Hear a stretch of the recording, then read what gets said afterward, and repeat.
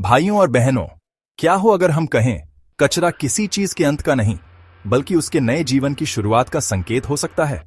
स्वागत है reversible decomposition technology की दुनिया में, जहां प्लास्टिक, रसायन और जैविक अपशिष्ट को इस तरह तोड़ा जा सकता है कि उन्हें फिर से वैसा ही बनाया जा सके, जैसे लेगो ब्लॉक्स को फिर से जोड़ना।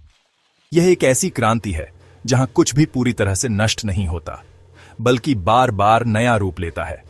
आज हम जानेंगे उस अद्भुत विज्ञान के बारे में जो लैंडफिल्स को इतिहास बना सकता है और टिकाऊ जीवन को अनंत बना सकता है, क्योंकि भविष्य सिर्फ बायोडिग्रेडेबल नहीं होगा, वो रिवर्सिबल होगा।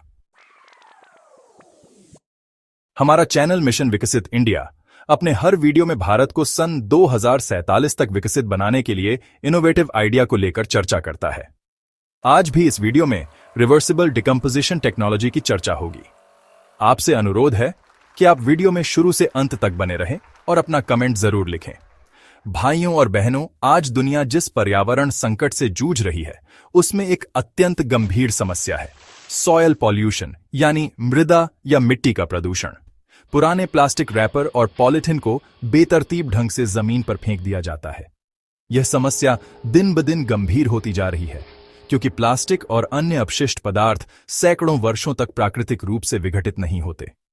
इसके अतिरिक्त इमारतों के निर्माण और पुनर्निर्माण के कारण भी सॉयल प्रदूषण की समस्या बढ़ रही है।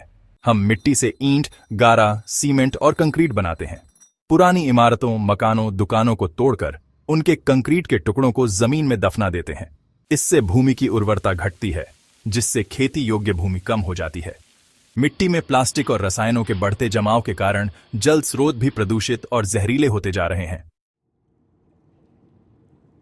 क्या हम इस समस्या का समाधान निकाल सकते हैं?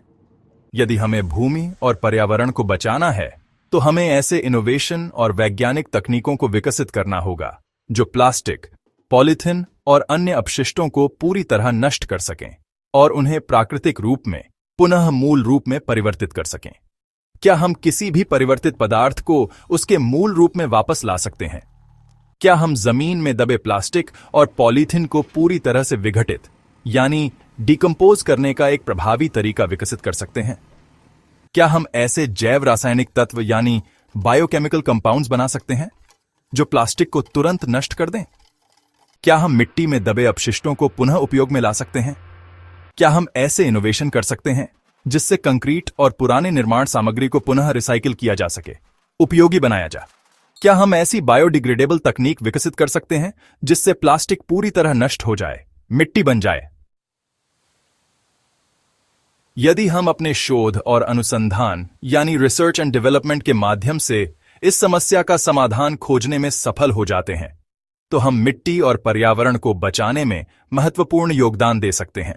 यह सपना नहीं, भविष्य का विज्ञान है।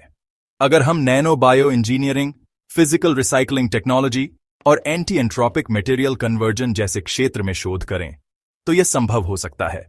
हम पुराने भवनों से निकले कंक्रीट को एंजाइम और बैक्टीरिया आधारित प्रक्रिया से फिर से उपजाऊ मिट्टी में बदल सकते हैं। दुनिया में इस दिशा में काम हो रहा है।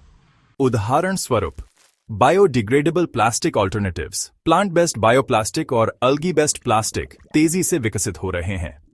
प्लास्टिक ईटिंग माइक्रोब्स, पीटी और कुछ अन्य प्लास्टिक को खाने वाले बैक्टीरिया की खोज हुई है, लेकिन उनका व्यावसायिक उपयोग अभी प्रारंभिक चरण में है।